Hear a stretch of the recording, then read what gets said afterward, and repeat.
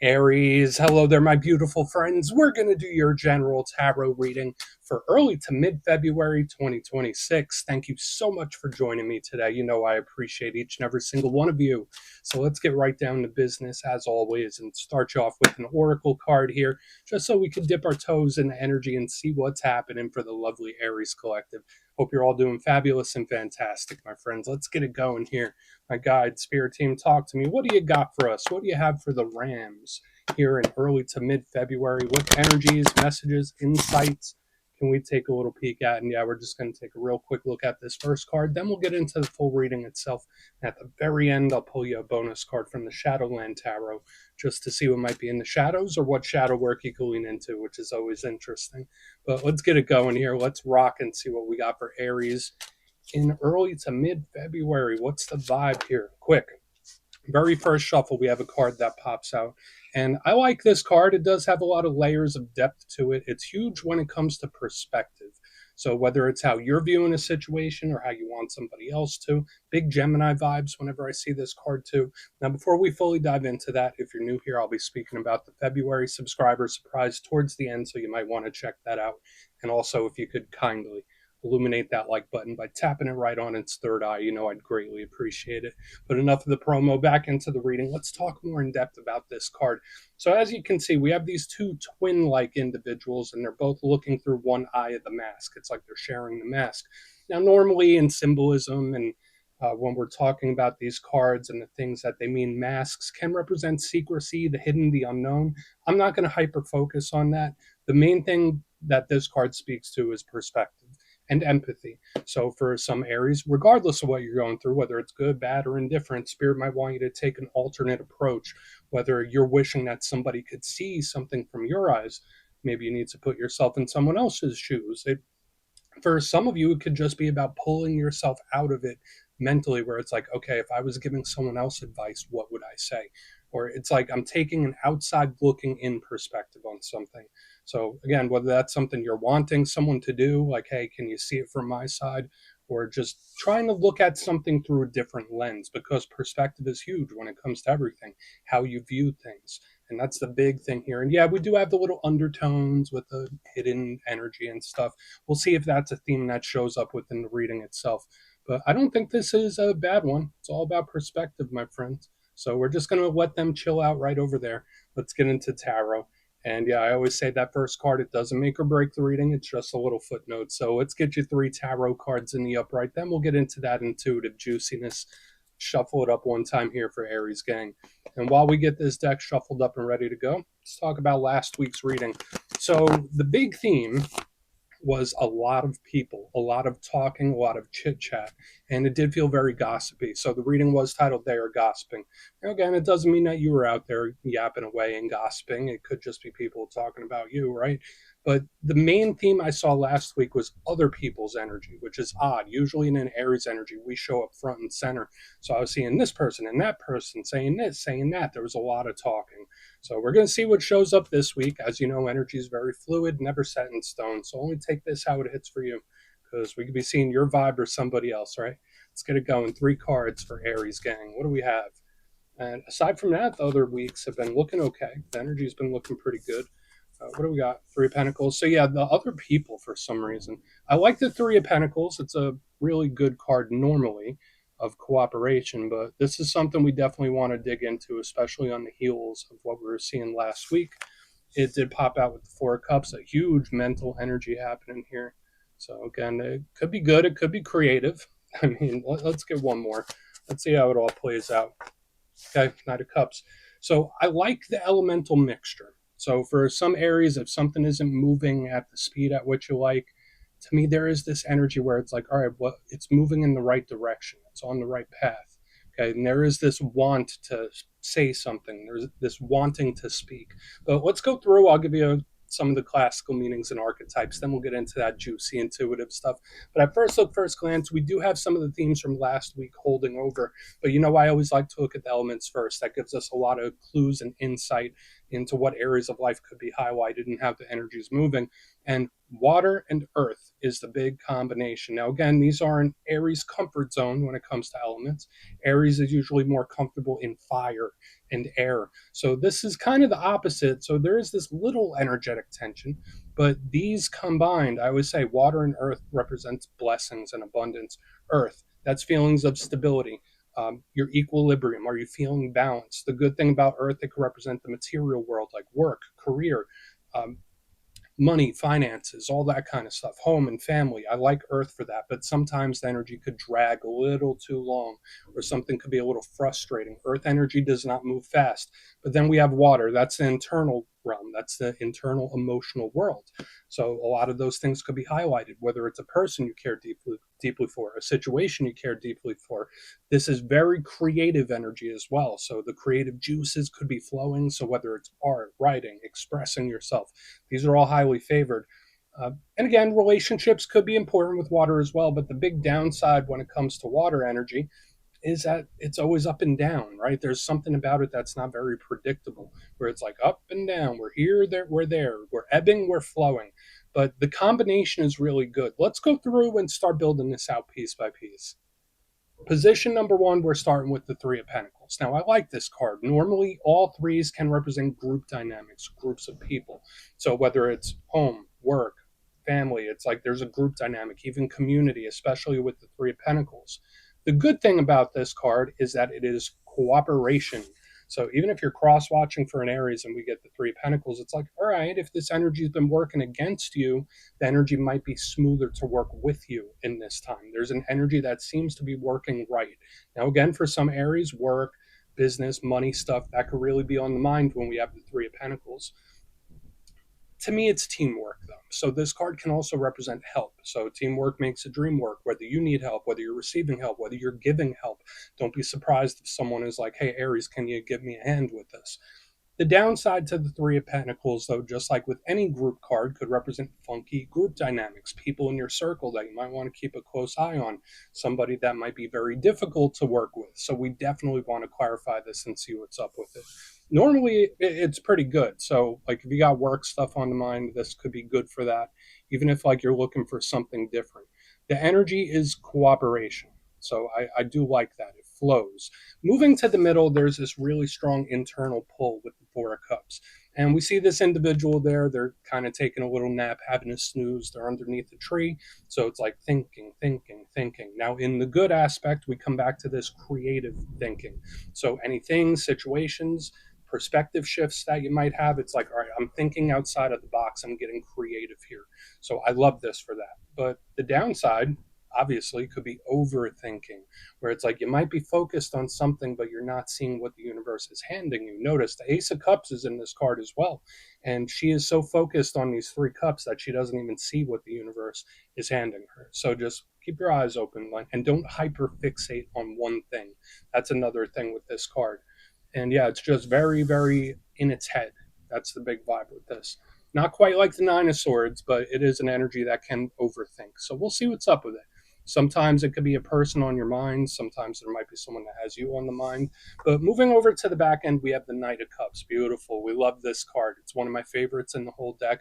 For those of you watching for romance or relationships, this is usually a good sign. The Knights, to me, all Knights represent action and communication, conversation. So, like when I see this combination, like with the Three of Pentacles and the Four of Cups, then the Knight of Cups, it's like I want to say something. I want to get something off my chest. I want to speak some sort of truth with this card, but it's like I need to do it right. That's the big thing with the Knight of Cups because it moves at the right speed. Now, again, it could be a water sign you're connected to, so Cancer, Pisces, Scorpio. If that's not the case, the Knight of Cups is a Prince Charming archetype, very good with its words, very smooth. If you're not watching this for love, this is moving forward with the right speed. But if you are watching this for romantic partnerships, this could be a very good card. Either that or just a conversation. Now, the downside to the Knight of Cups, sometimes it could represent someone that's going through some very heavy, deep emotions, or this could be someone that tries to make you feel bad for them. So watch out for that. But I want to dive deeper on all of it, Aries. Let's do it. Let's jump in and clarify. Okay, let's get a good shuffle here for you, my friends. What do we got for Aries gang, please? And yes, this is where I go intuitive with the message, which means I just tell you how it feels to me. So feel free to do further research or rely on your base knowledge of tarot. Because as you know, every single reading is about the reader's interpretation, and I'm just giving you mine. Let's go in on that Three of Pentacles. And yeah, if you're a reader yourself, please feel free to play along. That's why the box is here. If you're feeling any messages you want to give to Aries, you could drop it in the comments. I don't mind at all. Okay, Three of Cups, or Three of Pentacles, pardon me. Why is the Three of Pentacles here? Okay. That card tumbled on out. Oh, all right. I actually think this could be really good for some of you. So we have the High Priestess in reverse. This is like a peekaboo. Hi, here I am, Aries. It's giving me that kind of vibe. So again, with the Three of Pentacles and High Priestess in reverse, I do feel like it could be someone that pops in out of the blue. So this is kind of like a returning energy. So just watch out for that. You might reconnect with someone you haven't heard from in a while when this energy shows up. However, there is also this energy where it's like, all right, that was much easier than I thought it would be. So if there is any action that you're wanting to take, or if someone else takes an action, it's like I'm ripping the Band-Aid off. It's like I'm getting it over with. And again, this is all intuitive from what I'm feeling here. So again, we'll see how it all plays out. There is action, there is movement, there is this looping back type of energy that I'm starting to pick up on.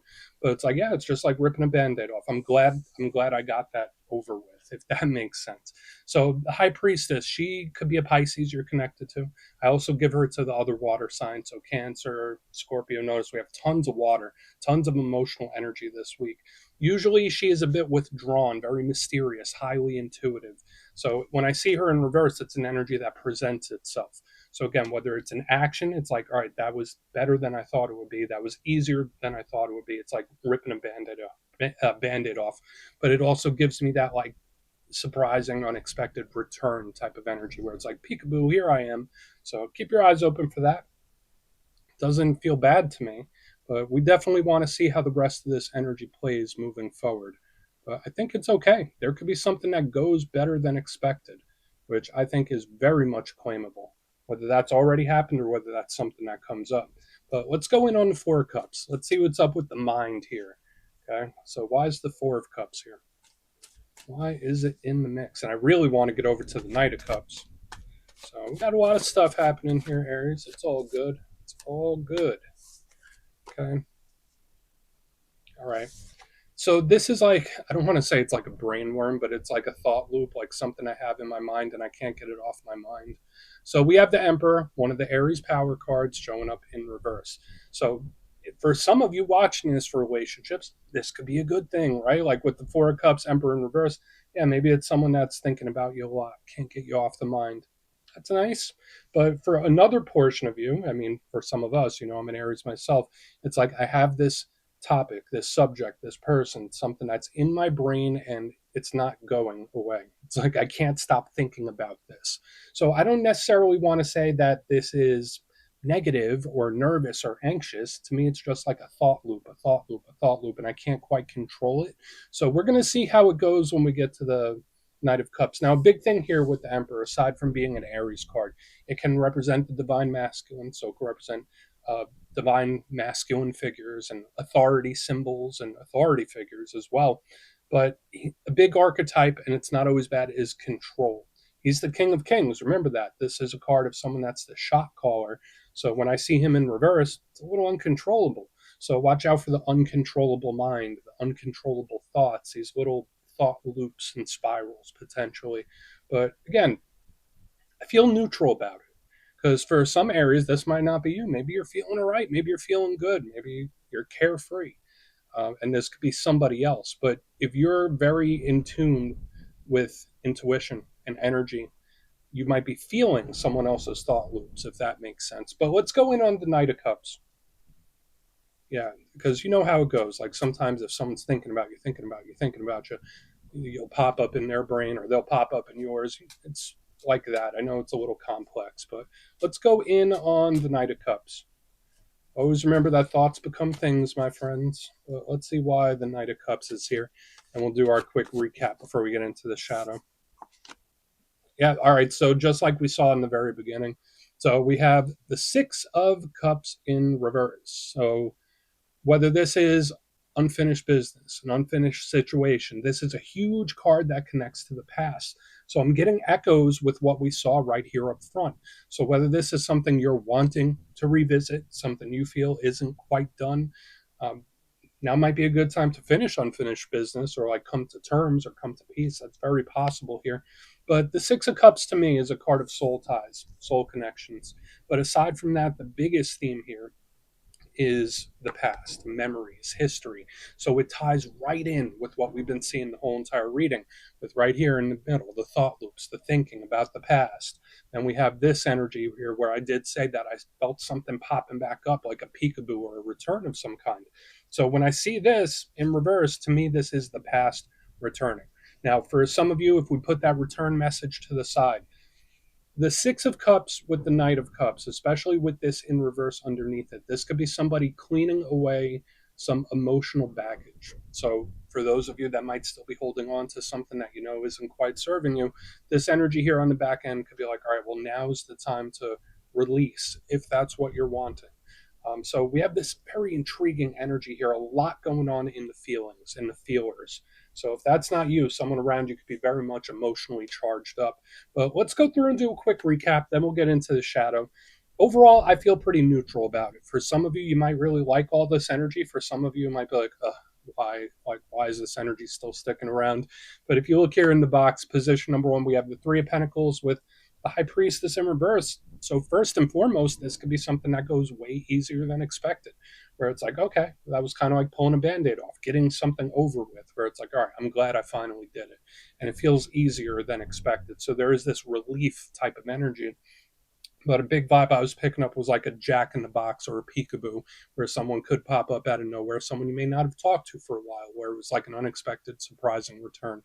In the center, Four of Cups, Emperor in reverse. This is like a thought loop that I can't quite control. So whether that's somebody else's energy towards you or you towards them or just the mind in general, it feels like it's one very specific thing that like no matter what I do, this is like sticking in my brain. So just watch out for the thought loops. And again, if somebody's thinking about you incessantly, you might be picking up the energetic shock waves of that. Moving to the back end, we have the Knight of Cups himself with the Six of Cups in reverse, completely mirroring what we have here in the front. This does feel like unfinished business. This could also represent some Aries being able to clear away some emotional gunk or baggage that you may have been holding on to. But at the same time, the strongest thing we have on both ends is an energy of something returning at some point. So please take a screenshot if you want to look into it further. Let's see what's in the shadows. All right, let's get a good shuffle here. And yeah, I always like to pull one shadow card at the very end just to see whether it's something within you or something you don't quite see. Shadow cards don't always have to be a challenge, they could be a good thing. So let's get you one. And yeah, if you made it to this point in the reading, please feel free to check out channel memberships. I'll put a link for it in the comments below. It's a beautiful way to support the channel. I have much love for all my channel members. All right, let's get this shadow card here for my good friends. Please, quick. And the cards are coming out quick for you, my good friends. So we have the Five of Pentacles. It could be a little bit of a difficult card. So I would say with this, and I'm going to give you the positive too, even though it's the shadow card. But if you look at this image here, we have our good pal here, Sasquatch, kind of watching on as these campers, they talk and they're having a good time being very social. So this to me could be an energy of either one, missing somebody. It could represent isolationism or being an isolationist. So for some Aries, maybe you're in hermit mode.